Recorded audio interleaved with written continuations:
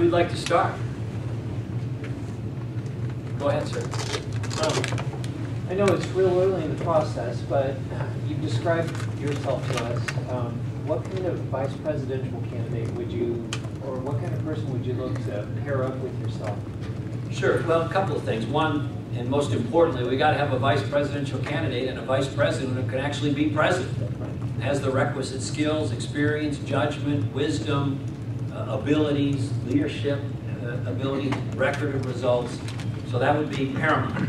But number two, you should know that we have so many wonderful emerging leaders in the conservative cause across the country. And so everybody has strengths and everybody has weaknesses. So I would look for somebody to complement the ticket in some powerful and strategic way.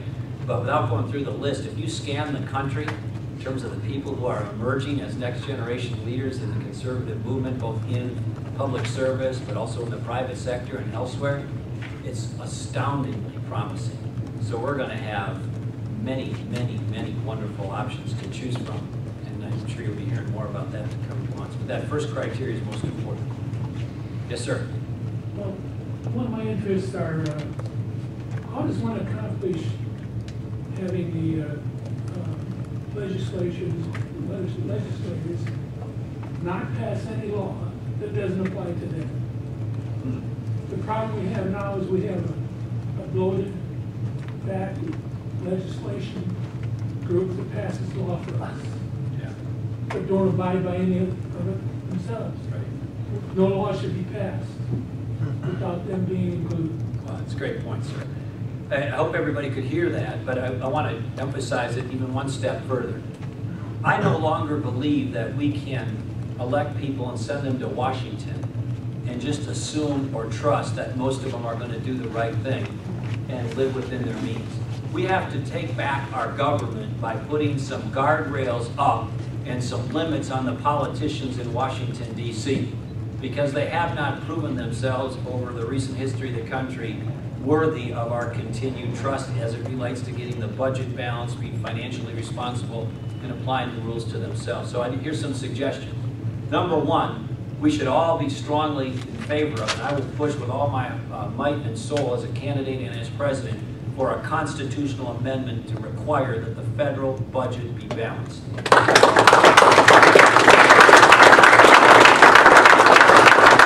Number two, I'm in Minnesota, and again, I got a record on all these things. Every year when I was governor, every budget cycle, they got a constitutional requirement in Minnesota that the budget be balanced. Every budget cycle, every time it was. My last budget ended a couple weeks ago, June 30th at midnight, and it ended in the black with a surplus. So know that. Number two, I'm for term limits. I was the chief author of term limits when I was in the Minnesota legislature. Number three, we should apply all the rules that they visit on everybody else on themselves. Yes. Let me give you one example. I don't know if you had any experience dealing with the tax code in detail lately, but in total, it's somewhere between 6,000 and 9,000 pages long. It is mind-numbing, it is intimidating, it is ridiculously complicating, it is discouraging, it is expensive, and it should be thrown out. But in the meantime, let's require members of Congress and all elected federal officials to require that they certify under penalty of perjury that they did their own tax returns by themselves without the help of a tax preparer, a tax lawyer, or a tax specialist.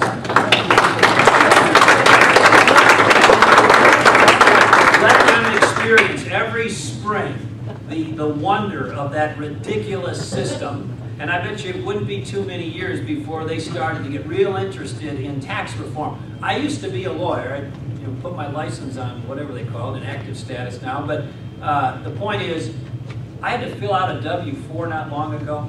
This is just a half-page form, name, address, social security number, a few other things. And it came with like 3 pages of instructions. I read it. I'm trying to be a pretty informed reader. I read it twice. I'm not sure I understood all the instructions for a half-page form. That gives you a glimpse into the moronic nature of the tax system that we have on this country. It's dragging down the economy. It discourages people. It makes them frustrated. You know, you slip up in your tax form or whatever, and you got the IRS all over you. We need a simpler, flatter, less burdensome tax system. But sir, I agree with your sentiment wholeheartedly. The current situation in Minnesota, as far as the shutdown for 3 weeks up there in Minnesota. Yeah. Well, you know, when I was last governor, I had a fully Democrat legislature.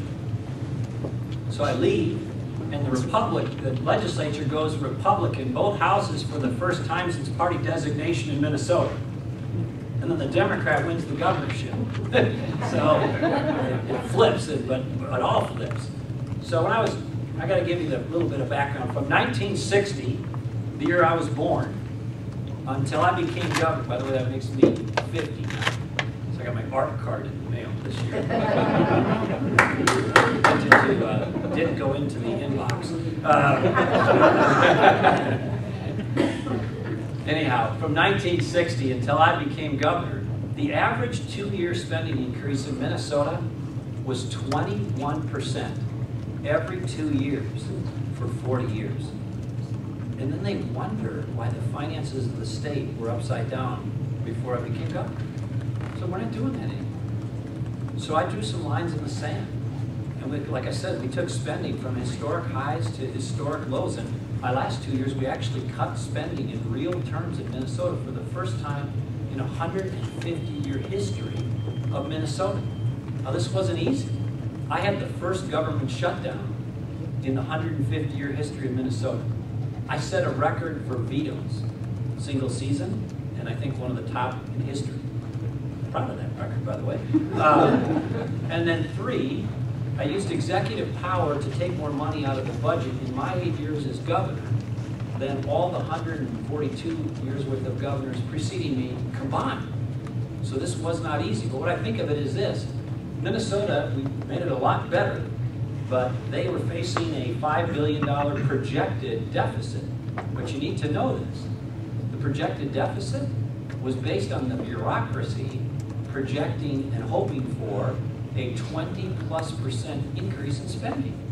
I would have never had allowed that as governor, nor should the current legislature, and they didn't. They had a Democratic governor, so they had a stalemate.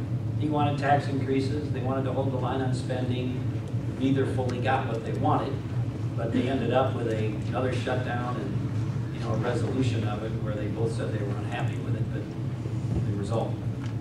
But boy, in my view, and this applies to the federal government as well, you got to look at how you got into these situations. It's not just a snapshot in time now, and there is no doubt that the revenues coming into government have kept pace with the private economy. But what's happened is federal government spending, and government spending more generally, has far exceeded that. You can't have the private economy growing 1, 2, or 3% a year and spending growing 21% every 2 years. It's crazy. I mean, it's absolutely irresponsible. Yes? I have a question. I thought you were going to ask me about the future of Social Security. Okay, so the Obama administration has imposed increasing taxes on energy producers. So wouldn't you say that this would slow down job growth and increase energy density? Okay, I'm going to answer your question, but we're going to, the Iowa Energy Forum, a very dedicated group, mostly of young volunteers and helpers, and they come to all the meetings, and they ask good questions. They're usually high school or college students, right? So before I answer your question, let's give you a little work assignment here. Why don't you stand up and tell this group what the Iowa Energy Forum is and what you believe, what you're trying to advocate for. So this is your All right, go ahead. Come on up here. Come on. Come on, you can do it. Here, you come on up here.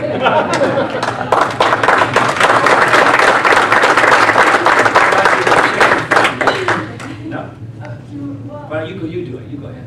Alright, well, I am Madison, and I work for the Iowa Energy Forum, and we are a grassroots organization, and we support all forms of energy, but we are big into drill here and drill now.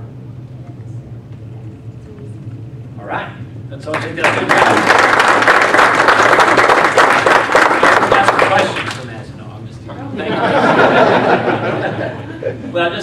talk about energy really quick. Look, we're going to have to grow the whole energy pie. So nationally, this is where we get our energy from, baseload energy, electricity. Right now, it's about half coal, it's about 20% nuclear, it's about 20% natural gas, and it's about 10% all other. So that includes wind, solar, biomass, biogas, all the other stuff. And that pie chart is going to have to grow bigger.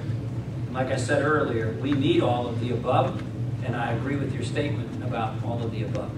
Now, there's a couple of really big opportunities that we got sitting in front of us that could transform this whole debate. One of which is they have now found within the territorial reach of the United States, through new technologies and some new finds, enough natural gas to supply the entire baseload energy needs of the country for 75 years, maybe some experts say 100 or 200 years. We should go get it, we should bring it to market. And we can use some of that, by the way, for fleet vehicle or other vehicle fuel sources, and it would make a huge difference, and it would bring down pressure, downward pressure on prices and begin to significantly transform the energy markets in America.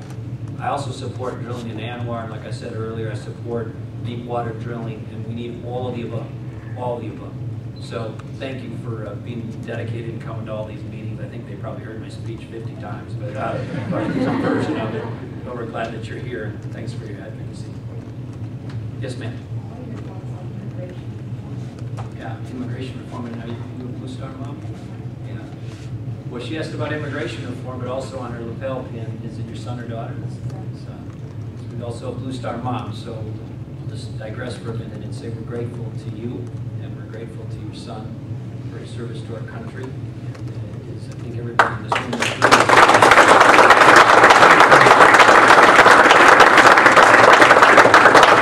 on behalf of this great group of Iowans, and on my behalf, but please tell your son thank you.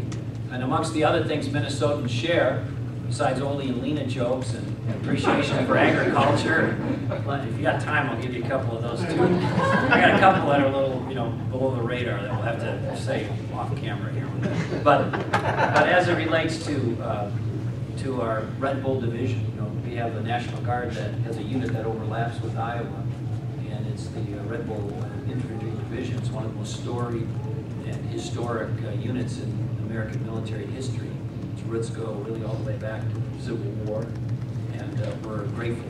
We're grateful. And so I use value-based budgeting in Minnesota, which is we're going to say that not everything the government does is equal. We're going to put the important stuff at the top of the list. At the top of our list was always military, National Guard, veterans, and related programs. But as to immigration reform, I start with first principles, and again, on all this stuff, whether it's judges, pro-life, I've got a record on all of it. You don't have to guess where I've been. I can offer it up to you, and I think you'll like what you see. But on immigration reform, we got to get back to the first principle, which is we're a country that's based on the rule of law. You can't have this many people openly, repeatedly, and flagrantly violating the law. It not only is an immigration issue, it begins to corrode one of the central pillars of our country. And if you don't believe the problem with what I'm describing as it relates to an anything goes perspective, if the rule is anything goes, pretty soon it does. And if you want to see an example of that, look at pre-Giuliani New York. We've spent some time in New York. Pre-Giuliani was getting pretty difficult. And so we got to have behavior that conforms to the law. And that's not what we have currently. So when President Bush asked people, will you send military, will you send the National Guard to the border to secure the border? I was one of the first governors in the country to say, yeah, we sent the Minnesota National Guard to the Arizona border. So I'm strongly in favor of enforcing the border as an immigration matter, but also as a security matter. That means more drones, more infrared equipment, more barriers, more border patrol officers, and if need be, more military capabilities like the National Guard to make sure it's as secure as possible. But number two, if you really want to affect illegal immigration, we have to turn off the magnet for why they're coming. Now, what's the magnet? They want to get jobs illegally. So we have to and public benefits, that's exactly right. So now, what do we know about the system we have now? It's a paper-based 1950s verification system on the employment side, and it's behind the times. So when I was governor, again, record, not results, I've issued an executive order that said if you want to do business with the state of Minnesota, you want to be employed by the state of Minnesota, you're a subcontractor who does any work with any of those entities, you got to we use E-Verify, electronic verification. And it's not perfect, but it's getting better. So that's number one. We should have a electronic, accurate, quick verification system so we know whether somebody is who they say they are, whether they're here legally, and whether they qualify for employment or not. And same for public benefits. Most states, including Minnesota, and I think Iowa, have a rule that says you're not supposed to qualify for public benefits unless, if you're here illegally, unless you're a pregnant woman. But nobody checks. Nobody checks. We need that kind of verification capability, and if you shut off the magnet, then you will resolve most of the problem pretty quickly. And then lastly, when I was governor, I said to the legislature, the Democrats, for the people who come here legally on visas, and then they overstay purposely and become illegal, we need to get after that. So I said, put the visa expiration dates right on the driver's licenses or the status check. Democrats refused. I issued an executive order directing that it be done. And so we did. And again, people are all going to talk about these things. And lastly, let's celebrate positively legal immigration. If it's done correctly, it benefits our country. We want, hard-working, entrepreneurial, industrious people to come, but it's got to be legal and reasonable and orderly. It's not what we have now. What we have now is a mess, and it needs to be fixed, and I'll fix it as president. As a retired Red Board, I say here. Say hoorah. All right, yeah, ma'am, go ahead.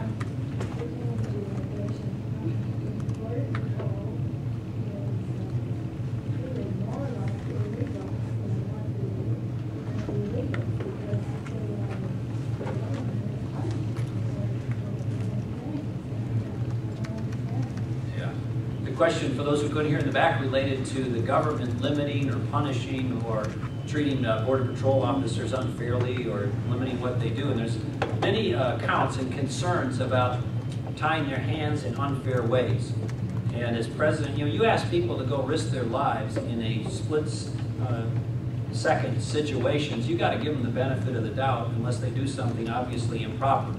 But we're putting people, brave people, courageous people, into difficult circumstances.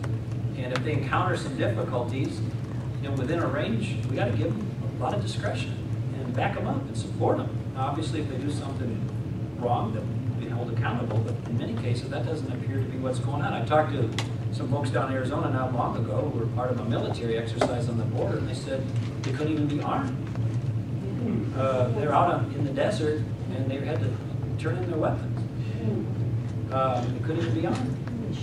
And for their own personal safety, much less the integrity of the mission, that doesn't seem like the right direction to me.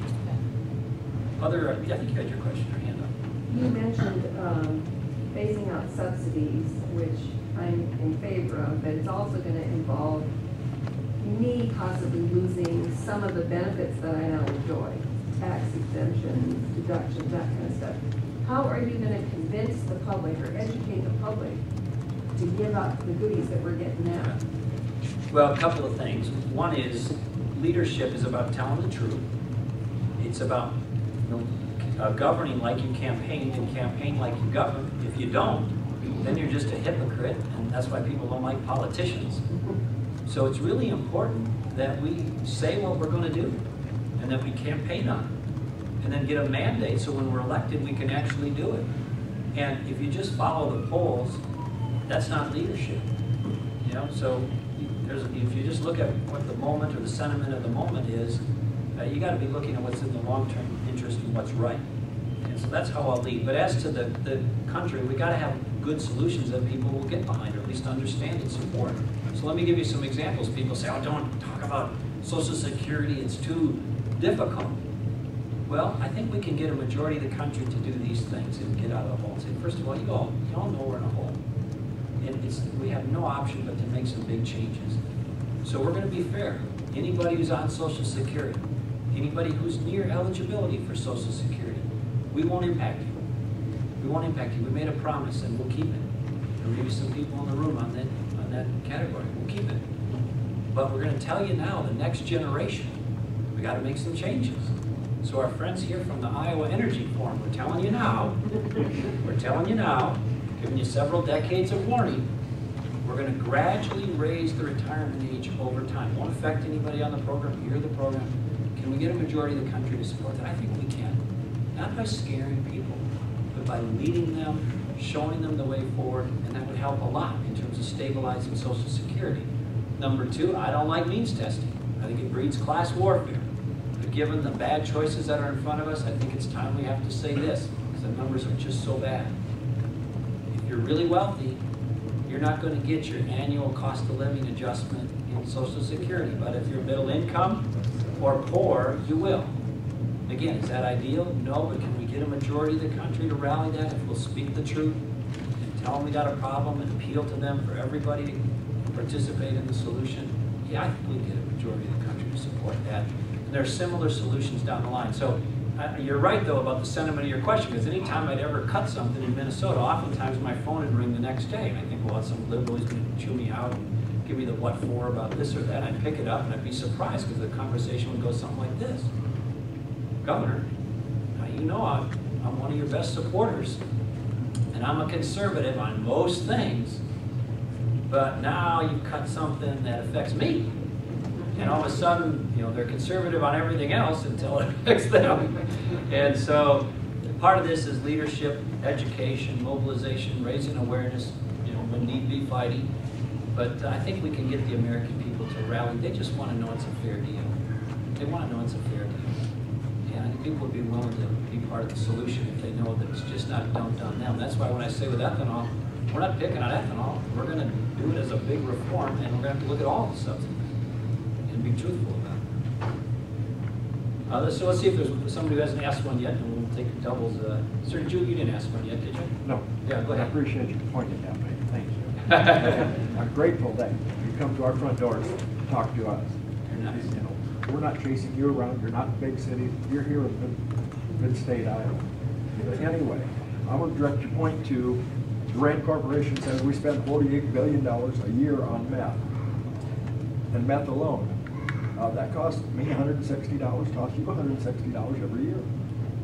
Do you have issues, or have you looked into the meth problem and any ideas how to resolve this? Yeah, thank you. Well, again, I've got a record. I did it. So again, almost like I can, given the speeches, whatever, I've actually done this stuff as an executive and made great progress. So here's what we did in Minnesota. As you know, there's a methamphetamine scourge in the United States, and it's a real problem. And some years ago, while I was governor, we had just an out-of-control concern, both on the use side and on the production side. And so meth is made from certain chemicals, some of whom are prevalent in over-the-counter prescription drugs. So what you had was people who were paid by the manufacturers, the illegal drug dealers, to go into Walgreens and other stores and just mass purchase these over-the-counter drugs, Sudafed and some others. And that's how they would get the content to make the meth. And so we passed some anti-meth dealing laws that did a number of things, one of which was to move those products that had the precursor chemicals to meth behind the counter. Then you had to come and buy them in limited quantities and show an ID. And then we also upped the enforcement and upped the penalties for meth production. And our meth production in Minnesota dropped precipitously following those changes. I forget the exact number, but something like 70%. I mean, a really significant reduction in meth production in our state. And as you know, when you make meth, the after, maybe you don't know this, you should assume you're all making meth. It has a really toxic byproduct. I mean, if you've got a meth lab in your house or basement or neighborhood, and what's left after they make it is highly toxic. We had people in fish houses in Minnesota making meth in the winter in the fish house and then taking the leftover toxic product and throwing it in the lake. But the good news, the rest of the story is we substantially addressed the problem. Then some other things. So now that's the production side. Then we still got the use side. And you know and I know what's going on. And they're running meth up from Mexico through Denver, up to Iowa and Minnesota, and there's some pretty identified corridors about how it gets here. And so we put some dedicated teams on interdicting those supply lines. And then we got some pushback on political correctness. Well, you can't target certain roads, you can't target certain people. Yeah, we can. We're doing that because we know we got the problem. And we're going to put disproportionate resources where we know there's a disproportionate problem. And it's still a concern. It's not perfect, but we've made great progress. And meth is really gripping. I mean, as an addiction, it really messes you up, and it messes up young lives and breaks families and hearts and healths. And so anything we can do to bust up the meth cartel and the drug run, those are valuable efforts. Thanks for the question. Thank you. Yeah, appreciate it. Let's go to the gentleman there in the back. One issue that I don't think really gets talked about ever is tort reform. I think it hurts job creation, it hurts R&D, but it's an issue that you never really hear about. And as a former attorney, or still an attorney, just inactive, when I thought I'd throw the issue to you. Yeah, I put my license on inactive status. I don't think I could ever catch up on all the credits that I was supposed to keep up with. No, I gave up on it. But tort reform is really important. Tort, of course, is a term lawyers use, but what it really is lawsuit abuse reform. And we did a number of things in Minnesota that made it better. I'll give you a few examples. One is we had a medical malpractice reform that requires that if you want to sue doctors for medical malpractice, you have to get another doctor to file an affidavit at the front end saying there's reason to believe malpractice actually occurred. That was helpful. Number two, there's a doctrine in law called joint and several liability, which means if you're a group doing something and somebody sues you, if one person in the group or two or three don't have any money, the remaining person has to pay the whole award. It's called joint and several liability. In Minnesota, back in the day, you could be liable for the whole award if you were as little as 16% at fault. And so we thought, well, my goodness, if there's 4 people who are doing something wrong and 3 of them are insured or have some money, or excuse me, 1 of them is insured and has some money and 3 don't, is it really fair to dump the whole liability on the one person who's got some money or some insurance? No. So we reformed the joint and several liability laws in Minnesota. Your eyes glaze over when we get into the details of all this, but no, I'm a big advocate of lawsuit abuse reform, and I'd like to get to a system where the loser pays. You want to deter junk lawsuits, tell people, yes, sue away, but if you lose, you're paying the other side's legal fees. Now we'll see how many lawsuits we get. Yes, sir. Are you? Yeah. Oh, yeah. Are you a double dipper? Yeah, I'm a double. Go ahead. Well, so, ma'am, you go first, and I'll come back to our repeat you. customers. Appreciate all of your concerns and all the issues. I want to hear just a little bit more your stand again pro-life. Where are you at, and what will you do? Absolutely. You should know that the National Review Online, which is a conservative publication, did a write-up on the 2012 presidential candidates, and based on results, not just rhetoric, they said I was probably the most pro-life candidate in the race. And so I have stood for life in a number of ways, and again, I got a record, not just results. But some of the progress we made in Minnesota includes this. Number 1, I proposed and signed into law the Women's Right to Know bill. I proposed and signed into law the Positive Alternatives to Abortion Act. I proposed and signed into law the so-called Fetal Pain Act. I made the declarations around the importance of the pro-life cause and having a culture of life. If you checked with the main pro-life group in Minnesota, the Minnesota Citizens Concerned for Life, I think they would tell you I was probably the most impactful, committed pro-life leader in the state, statewide in a long time. And so I stand for life, and I will appoint to the court when I'm in the president's office those justices, and only those justices, who are strict instructions and will apply the law as written. I took that very seriously in Minnesota. We now have in Minnesota a conservative Supreme Court for the first time in the modern history of the state. That's a big deal in my state, and I'm proud of it. And so I don't believe Roe versus Wade was correctly decided. I believe that life begins at conception, and that we should have a culture of life in this country. And I also stand for traditional marriage, strongly. Okay, to our double dippers, or we got a new customer? Thank you.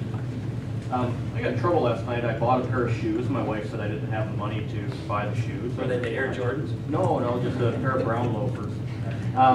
And my response to her was, at work I see it all the time. I deal with a HUD property, and I see a lot of government waste and spending there. As an example, I have a family that receives about $50,000 in government gifts and benefits and whatnot.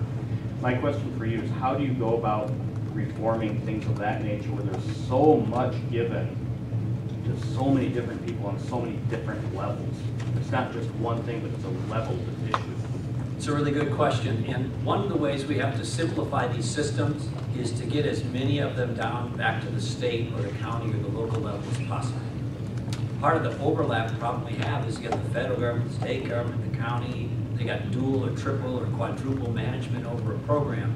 So when it comes to, example, Medicaid, which is the health care program for the poor, the dual management by the feds and the states needs to be shut off, and we need to block grant the whole program back to the states. It's not just a financial issue. We'll get a better result because the laboratories of democracy will innovate, compete, try new things, try pilot projects that will be good. But it also gets rid of this dual management where it's uncoordinated. If I wanted to change something or try something new in Medicaid when I was governor, you had to go play Mother May I with the federal government. Can I change this? No. Can I try that? No. Can we have a new pilot project here? No. By the way, they say submit 20 boxes of documents or some ridiculous number of paperwork and then wait 2 years for the answer. Well, the world doesn't work like that anymore. Local, simpler, flatter, faster, like the processes that Strong America Now describes. And then finally, I would also say, we got to hold these programs accountable for results, and we got to hold people accountable for results. People have to have some skin in the game. When you reach a point in society, in a democracy, where you have more people riding in the wagon than you got pulling the wagon, you got yourself a real problem. We're almost there. We're almost there. So we need another round of welfare reform in our country. If you're disabled, I understand that. We certainly want a safety net that's generous and appropriate. But if you're able-bodied, we need you to work. And I know jobs are short now, so it's different after the crash. I understand that. But we have to expect people, even if it's coming down to pick up a litter, even if it's coming down to participate in other projects, even if it's taking a job that may not be your final or ultimate job, the expectation has to be that we encourage you and expect you to work if you're able-bodied as best as possible. And so that's we were, I think, due in this country for another round of welfare reform as well. Okay, I'll do one more and then we are okay. I read in the paper where they're going to get people that earn up to $60,000 Medicaid before they get Medicare. And I guess it's tied in with Obamacare or something. And I couldn't believe this. I mean, these people are making up to $60,000 and they're be eligible for Medicare. Yeah. Well, and I read a similar report. I think it might even be a little higher than that. But the eligibility for Medicaid, and there's some transitionary people between Medicaid and Medicare based on their age that you're referring to. But even more broadly, they have proposed a new eligibility for Medicaid at 30% of poverty. And so you do get into that range that you're talking about. And let's face it, we got to have an affordable healthcare system, and we got to have one that is high quality. But the answer is not to drag these things into government. Now look, if you believe in central planning, vote for Barack Obama. If you believe that the answer is have a problem, drag it into Washington, D.C., create a top-down command and control system, have the government begin to regulate your choices down to a few or one, have it regulated and run by bureaucrats, have it staffed by public employees, have them tax us more to create and pay for this new program and be assured it will be financially insolvent within 15 years or less. That's the Democrats' view of the world. That's what they believe, centralized planning, wealth redistribution. That's not what I believe, and I don't think that's what you believe. We believe in what made this country great, and I'll end where I started. And that is the individual responsibility and industriousness and freedom and creativity of the American people. And it's not a throwaway line by some politician regarding freedom. It is fundamentally different than most of the rest of the cultures compared to most of the rest of the world through most of the time. We're the greatest nation the world has ever known. Not because we're the biggest, we're not. We don't have the most people demographically. We've only got a little over 300 million people. We're not the cheapest place, although we got to be more competitive. We're the greatest nation because we're the freest. And that means we're free to worship as we see fit. We're free to dream as we see fit. We're free to create as we see fit. We're free to associate as we see fit.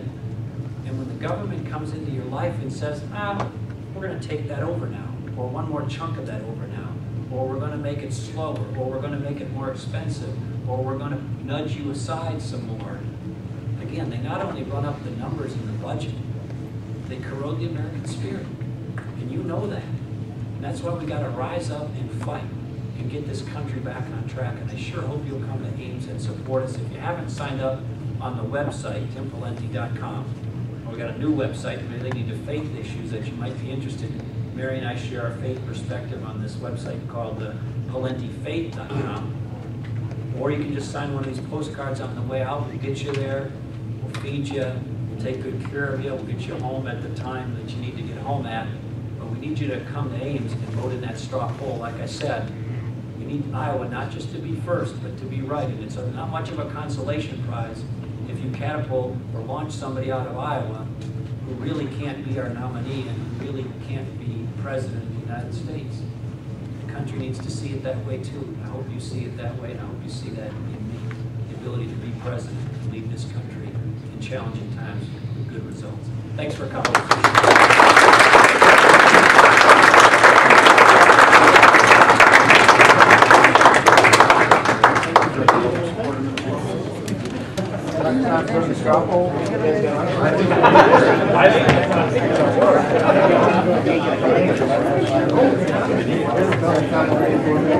Hey, Dan, would you like to sign for the straw poll?